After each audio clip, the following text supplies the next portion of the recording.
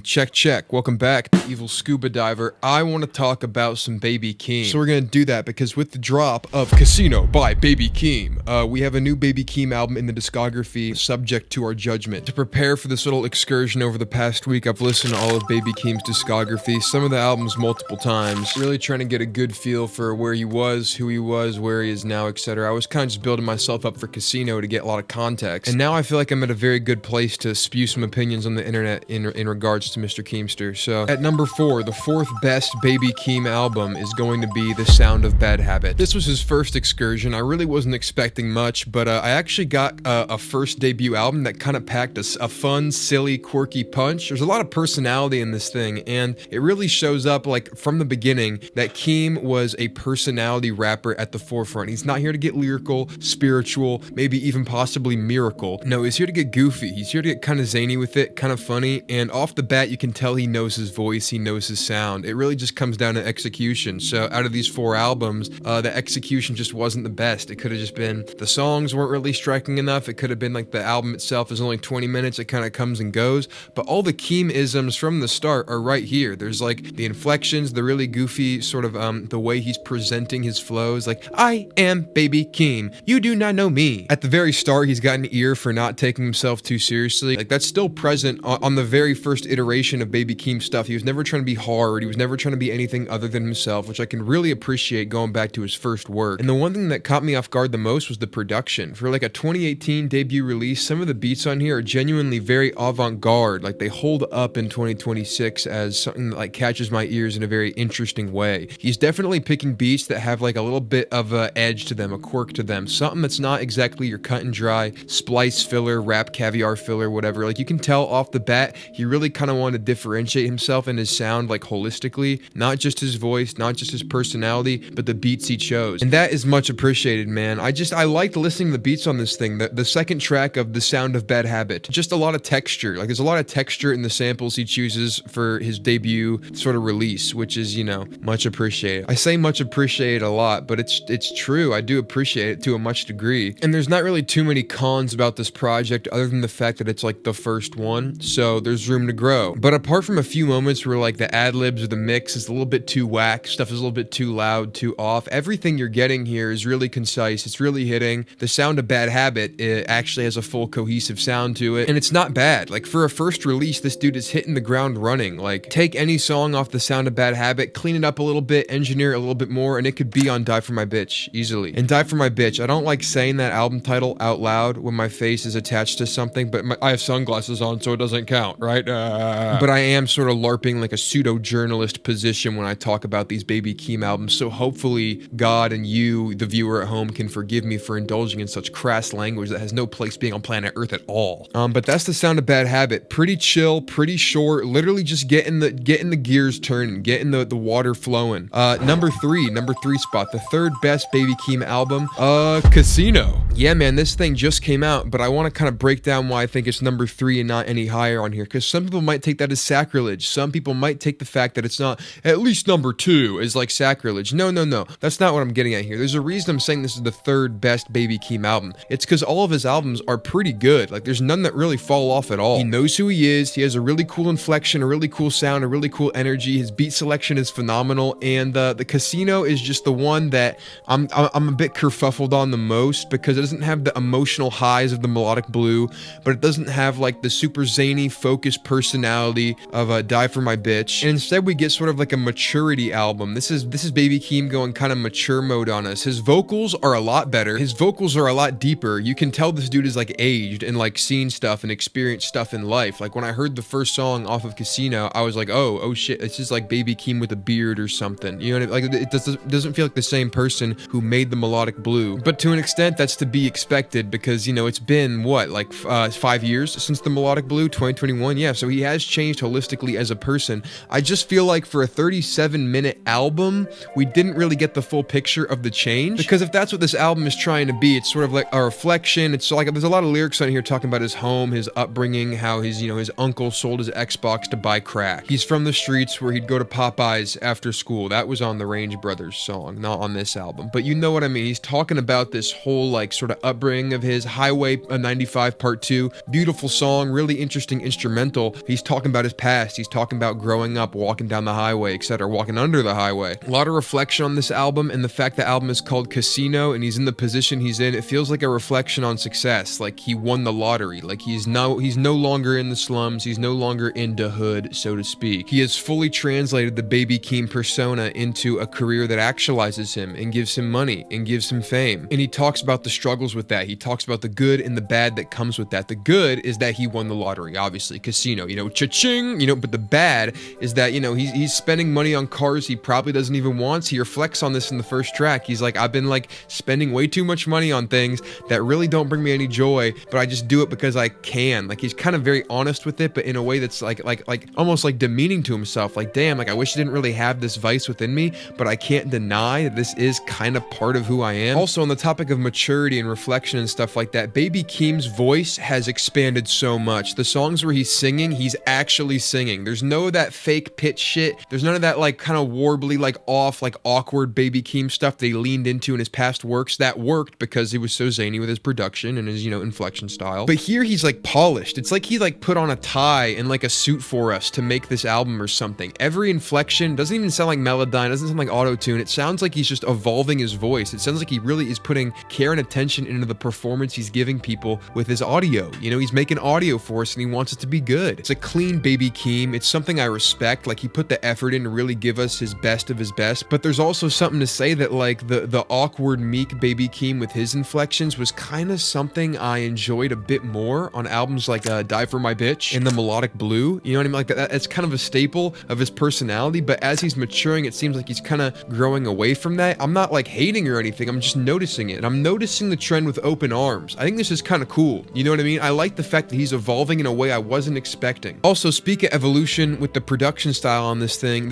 is the most, I'd say, experimental with the production out of all Baby Keem albums. And when I say experimental, I don't mean like Danny Brown, Death Grips, In Your Face, like JPEG Mafia, whatever. Like I mean kind of more organic textures and just getting more experimental with the sampling and stuff. The first song has a really interesting sample. In the last song, No Blame, where he's talking about his mother who passed away and how he doesn't blame her for trying her best to get him through life, basically growing up. It's like, that's the most emotionally potent song on the album. It's the last song. It's beautiful. It really is like a crowning jewel moment. Baby Keem, for as funny as he is, zany as he is, this dude has like a origin. He has a backstory. It's like very sad actually when you read into the lyrics of like everything going on in Casino, which is why I think people might, enjoy it more than some of his previous albums, because it is so raw. It is so like organic. It is so like Baby Keem like unfolding himself for us. You know what I mean? For me personally, I just think the other two albums he's released in his discography are just more potent in whatever vibe they're bringing here. Like this one, I wish it was more potent, right? Because you have songs in here like Dramatic Girl and Sex Appeal, which are great songs, great dance songs, produced good, performances are good, everything's hitting. I could play this in the car, you could play this in Miami, it's going to hit. Like it's not like a fail of a song, it's not a flop. This is actually these are really good songs, but for an album that is so open and raw and emotional, they kind of stick out like a sore thumb in a 37-minute track list. You know what I mean? This album is kind of all over the place if we're really being nitpicky about it, right? Hard as Hell trap song, a song like Good Flirts, which is very, mellow, and he's singing on it with the best of his ability, and he sounds really good on it. Good Flirts is actually a really interesting song to me because it's got the Kendrick feature. It's the song with the Kendrick feature, and it's like the most chill one. It's not anything like Range Brothers or Family Ties or anything like that, where you're just getting hit in the face with both of them just like compounding each other. This is really just them basking in a completely different vibe together in the studio, which I can appreciate. I'm glad Baby Keem didn't spin us back with the Kendrick Lamar feature for like Range Brothers 2 or Family Ties 2. Those songs are already good in their own respective rights. I want to go back and press play on them for those specific vibes, right? I appreciate Good Flirts because it's a different Baby Keem Kendrick energy. You know what I mean? They're on the same song together, sure, but it's a different energy. It's more mellow. It's more emotional. It's more about like sex. A lot of the songs in this album are about sex, low-key. Birds and the Bees, Good Flirts, Sex Appeal, No Security, if you want to think creatively. But this album is also about trauma and about struggle and about overcoming, and it's also about flexing, and it's also about like being hard and being Baby Keem, and I have two phones and shit, and it's like there's a lot in here. There's a lot in here for 37 minutes. I honestly wouldn't mind if we got like an hour-long experience though. I appreciate that he wanted to give us 11 tracks, something concise, like he cares about the album experience, right? But honestly, I wouldn't mind him going the full 60. I wouldn't mind him really,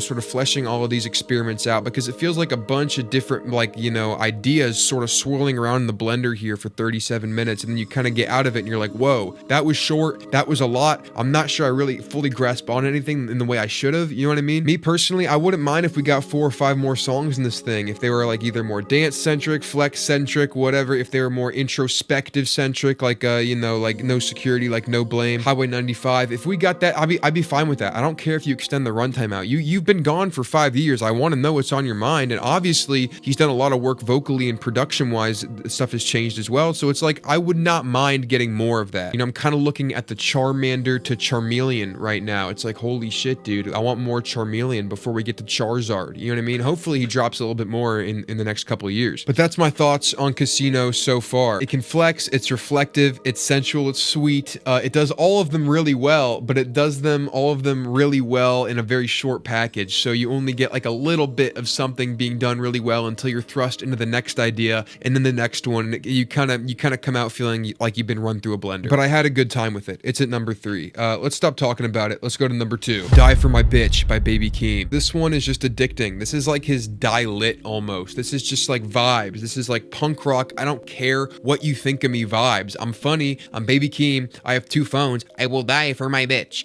I will throw you into a different beat switch whenever I want to. I'll put you into emotional pocket, kind of like, you know, honest anytime I want to. I'll give you a song like Stats. I'll give you a song like Mosh Pit. I'll give you a song like Orange Soda, all on the same thing. Like this thing's kind of stacked. This thing is kind of stacked. Not only is it stacked, it's fun and it's cohesive in how fun it is. Like every song is just energy. There's just energy all across this thing. It never really slows down. The only thing I can really point out from this record that's a con for me would be the song My Ex. That one almost comes off as parody. It's Baby Keem and a ukulele and his baby inflection, but his baby inflection is like being leaned into in like the corny, like awkward way where he's kind of pitchy and like off pitch a little bit, you know what I mean? So it works in that sort of vibe, but it's not something you'd want to put on aux for somebody if you showed them Baby Keem. Like it's more of like a wink at the camera, like, hey, I'm being funny with it on this one. You can like that if you want, but it comes off as like a joke song in the middle of this really, really awesome album that just has a very cohesive vibe to it, very punchy, bouncy 808s, simple enough beats with just enough atmosphere to keep you interested, just enough like experimentation within the percussion to keep you interested. They aren't exactly like the same beat over and over, you know what I mean? But it's just a solid album. It's just so solid. It's so solid it kind of has to rank above Casino for me, like even though that is the one that's more potent and more evolved and has better vocals or whatever. Like I said, I kind of admire the zaniness, awkward Keem vocal style, and this is the album that portrays that the most. Like this is like the carefree one. This is the album in his discography that you click on to have fun with more than anything else, I feel like, and it does it really well. It's potent at what it's doing. I can't complain about it. Die for My Bitch, bro. It's under the Baby Keem LLC. He released this under his own company, the Baby Keem LLC. I guess he's trying to, you know, dodge the tax bracket there. I appreciate the hustle. But at number 1, we all know what it is, bro, because it hasn't been talked about yet, and that's The Melodic Blue by Baby Keem. This one is just the most holistic Baby Keem album. 16 songs, 54 minutes, all killer, some filler, but the filler is kind of cohesive with the rest of the album. It's not like it kind of throws off the vibe or anything. And it just showcases all of Baby Keem's like isms. It shows off all the Keemisms you'll find in his music to like the nth degree, but in a way that's more well-rounded. He kind of wanted to make like an experience for people. You can definitely tell us by Trademark USA, the way that the whole album opens with like The Melodic Blue. You have like that French girl talking and stuff like that. All those like Mr. Duckworth-ass like cinematic piano chords or whatever sort of floating along some of the track listing here. Like Mr. Morale and like the emotionality of that album is kind of seeping into The Melodic Blue to a certain extent. I find that very interesting. But also when Baby Keem gets zany, he gets like his zaniest. I'm thinking Pink Panties. I'm thinking South Africa. And South Africa, for better or for worse, is probably the most like goofy song he might have ever released. Like the MIDI piano beat, the flow of like South Africa. Like it really is kind of like a joke again, but I'll let it pass. I'll save my wrath for another day. I'll also let Pink Panties pass through because that one's weird. The flow's weird. Like I don't know what they're saying. What are they saying? Let me pull the lyrics. I found it out, guys. It's fun. It's a fun song. Like if you can just get past the fact that you're listening to something that's overly kind of goofy and you're not gonna be able to play it in the car with people unless they're down, then it's a fun time. And music isn't, you know, about how well it can be played among a group of people in the car and stuff like that. That is not what I'm saying. I'm just saying if you played a song like Pink Panties or South Africa on aux, your friends are gonna look at you and think you're doing a bit, and you probably are. But I mean, there's so many highlights on here, you can't even really deny it. Trademark USA, Range Brothers, there's Lost Souls with Brent Faiyaz as well as on here. Oh my god, that song is so good. That I've been listening to that the most out of all these Baby Keem songs. I've listened to his entire discography over the past week. Lost Souls is just addicting. It's like addicting in the same way that like a C418 Minecraft song is addicting. Does that even make any sense at all? I'm not sure. But those ambient plucks, those ambient pads, man, they just fill me with such a warmth. It's like I loaded up a super flat world at like 12 years old or something. And then Baby Keem, like he comes on and he doesn't get sensual with it. He doesn't try and match the pads or anything. He goes, there's a lot of hoes in here, a lot of lost souls. Like he's amplitude. He's amplituding over that like weird synth thing in the background that's driving the whole beat. And it sounds great. And it might be my favorite Baby Keem song after listening to everything. It's that, it's honest, it's 16 as well, which also lands on the Melodic Blue, which is the last song on the album.